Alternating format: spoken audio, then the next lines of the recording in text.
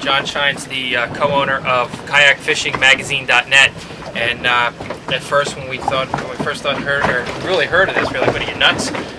But once we saw these kayaks in the water, Captain Rich and myself knew right away that this was a viable tool to catch tuna offshore.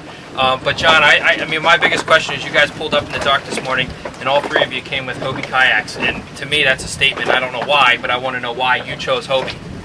For this kind of fishing, having your hands free, because you use your legs to propel the kayak, is vitally important. As you saw when we were fighting the tuna, they constantly circle, you got to maneuver with big fish, and the Hobie just allows you to position yourself better than a paddle kayak, because you can't paddle and fish at the same time. All other ocean kayaks, I'm assuming, are paddle kayaks? Just about every other make. I'm a big fan of turning the key and letting that thing do its job.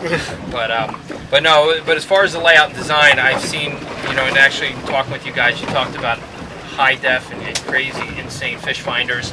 You guys, for safety, had your life jackets, you had radios, you had GPS, you had personal e-perps. I mean, get into a little bit about that, because this is serious stuff out here. It's not enough to mess around. Well, even with a support boat like this, you're still out there. You have to be independent of anyone else, because if there's a problem, you may ultimately have to rely upon yourself. So you want to carry sufficient safety gear.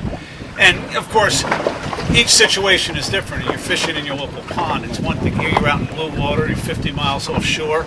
You want to have all the safety equipment just in case. Sure. No, that's actually perfect. I mean, me and Captain Rich were astounded at how this handled that tuna. You guys, like I said, were able to spin on a dime, and they were a good 40-pound fish.